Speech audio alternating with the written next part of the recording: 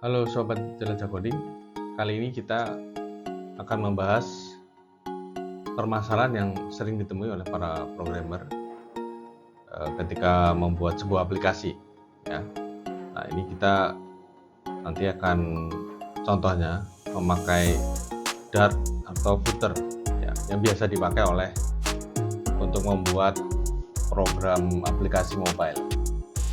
Ya, permasalahan ini ya kita sebut bagaimana cara handling tanggal dalam Dart atau footer.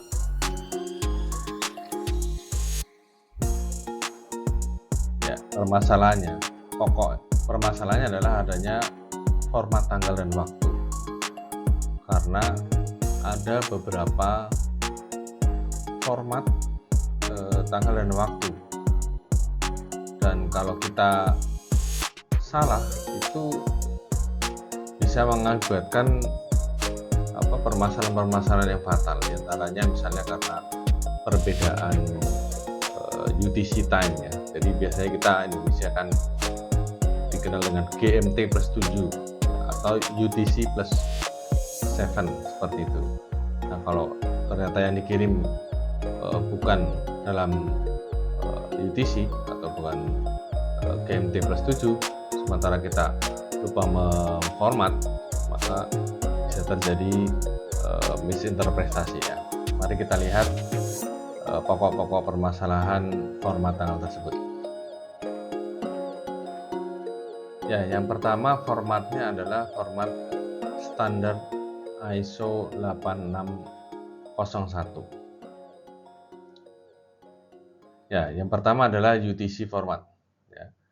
Misalnya kita ambil ini adalah field yang sering dijumpai dalam JSON ya, atau dalam suatu tabel.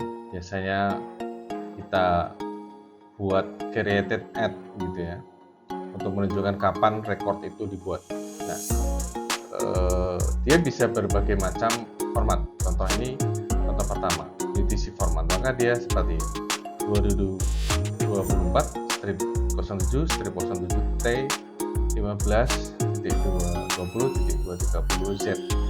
Nah, ini format ini dikenal dengan UTC format. Ada yang dikirim seperti ini. Atau UTC tapi pakai time zone. Jadi seperti ini. Bedanya dengan yang di atas adalah Z-nya ini ada diganti dengan plus 07.200. Yang ketiga, format standar ISO 8601 misalnya seperti ini dengan milisecond. Jadi perhatikan kalau di atas kan jam, menit, dan detik. Ini di bawah jam, menit, detik, masih ada milisecond. Berapa milisecond? Z menunjukkan dia UTC. Itu kemungkinan pertama ya. Jadi kemungkinan formatnya adalah memakai UTC. UTC sendiri ada beberapa variasi. Kita lihat berikutnya. Kemungkinan kedua adalah memakai namanya Unix timestamp. Yaitu kalau ini adalah suatu angka integer, bilangan bulat. Nah, tapi ini ada dua kemungkinan, apakah dia menuliskan dalam seconds atau dalam millisecond. Tentu saja kalau dalam millisecond akan lebih panjang. Jadi kalau Unix timestamp ini, angka ini sebetulnya adalah berapa detik, kalau yang ini ya, berapa detik sejak tahun tanggal 1 Januari 1970 sampai dengan sekarang itu sudah berapa detik. Intinya itu di situ. Kalau ini berapa milidetik, tentu saja lebih besar angkanya. Nah, itu kemungkinan kedua. Ya, jadi format waktunya pakai Unix timestamp. Kita lihat yang ketiga, yaitu custom atau ya lokal, ya, ini legacy format namanya. Jadi misalnya seperti ini ya, contoh misalnya ini tanggal, bulan, tahun gitu ya, waktu kayak pakai strip lurus, ini pakai garis miring. Yang ketiga pakai huruf July 7 2024 seperti itu. Nah, ini ada PM-nya lagi juga. Atau yang keempat tertulisnya seperti ini, ada harinya, Sun 07 Julainya ditulis JUL 2024. Atau seperti ini disambung 2024 0707T seperti ini Z. Nah, ini adalah format-format yang mungkin timbul di dalam aplikasi kita. Karena misalnya dari web atau dari mobile itu menerima data tanggal itu dari server. Atau sebaliknya juga, misalnya dari mobile dia mencatat tanggal dan waktu dan harus dikirim ke server. Seperti itu. Nah, itu ternyata bisa ada berbagai kemungkinan seperti itu. Oke. Mari kita lihat beberapa isu ya, beberapa permasalahan yang kita harus perhatikan. Pertama, permasalahannya adalah kebingungan time zone. Jadi nggak ada Z atau plus 07 ya. Jadi yang mana yang ini ya, yang ini. Jadi dia kebingungan, ini time zone-nya berapa di sebelah situ. Kedua, kalau bentuknya adalah timestamp, maka bisa bingung kalau, atau bisa crash bahkan jika seharusnya millisecond tapi diterjemahkan sebagai second. Yang ketiga, kalau formatnya lokal ya, spesifik. Contohnya seperti ini, 07 garis miring atau ini ya. Atau ini, nah ini yang bulan yang mana nih ya? Yang tanggal yang mana? Yang keempat adalah nul. Ini sering sekali, bukan hanya di masalah tanggal created itu nul, atau creatednya malah nggak ada, not present ya. Jadi field creatednya malah nggak ada. Yang kelima ya, kadang-kadang permasalahannya adalah dia sebetulnya suatu angka tapi dia bungkus dengan tanda petik, jadi dia dianggap sebagai string.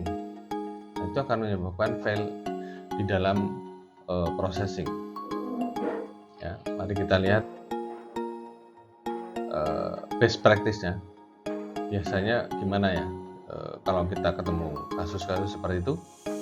Yang pertama, gunakan datetime.parser. Ini pakai data flutter ya. Kalau formatnya ISO 8601. Jadi seperti ini, parser. Nah, ini. Jadi untuk convert ya kan.